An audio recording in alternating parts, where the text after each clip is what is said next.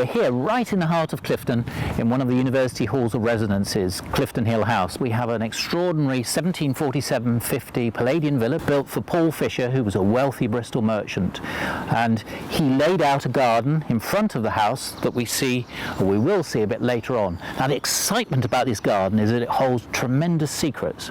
We've got fantastic archival material as to what the garden looked like in the 1740s, but also we've got family records of an extraordinary thing that happened here at the garden that hopefully we're going to uncover later.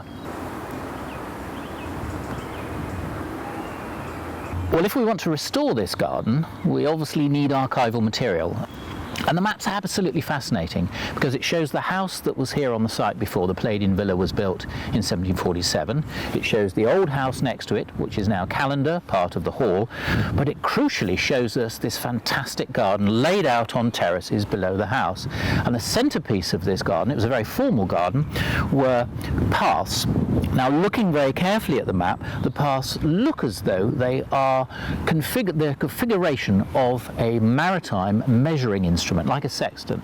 And what we need to do with archaeology is to find those paths so that we can retrieve and reconstruct the garden.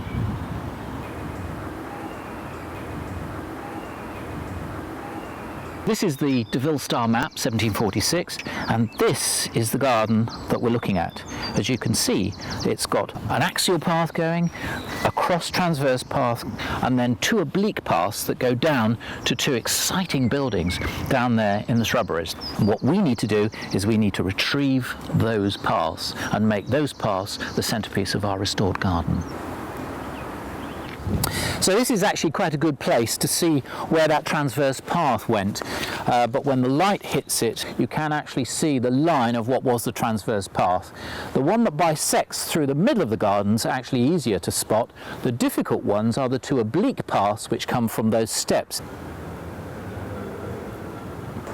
So this is the garden plan that's been designed by Douglas Gillis, who was one of the MA students on my Garden History MA. And what he's done is he's tried to retrieve the historic lines of the past, which of course we need to uncover through geophys and archaeology. Now, in this area is very likely to be one of the great secrets of the garden, and that is the busts of emperors that were buried here in a trench by the Simmons family.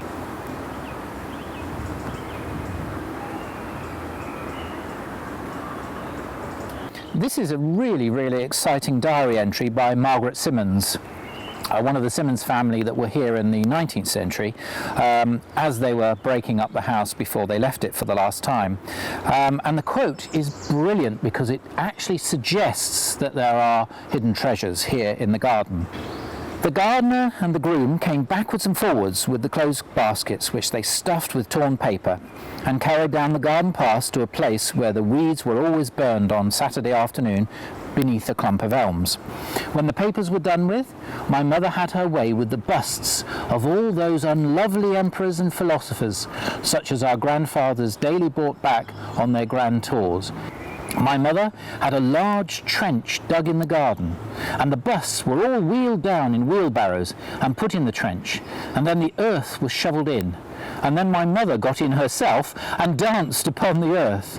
She was indeed an heroic young lady, for all that happened 50 years ago.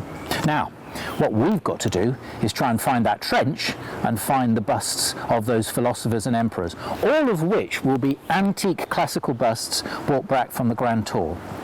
Obviously we haven't got the elms, the beneath the clump of elms from the quote, but we do know that this is the area that was always like a wilderness, and quite a lot of the planting survives here from that period. So it's very likely that if we did some geophys, some archaeology, that the trench will be there here somewhere in this area, and we would be able to find those busts. Obviously we're going to need money. If we can get the money from the alumni, we can start to restore the garden. But what I want to do is to start the archaeology even before that, so that one, we can find these paths, and two, most excitingly, we might actually be able to find those busts.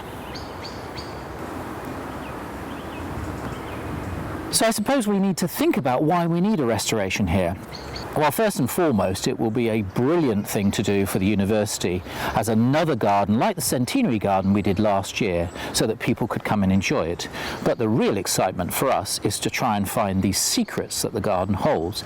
If we don't do that, they're going to be either lost forever or irretrievable.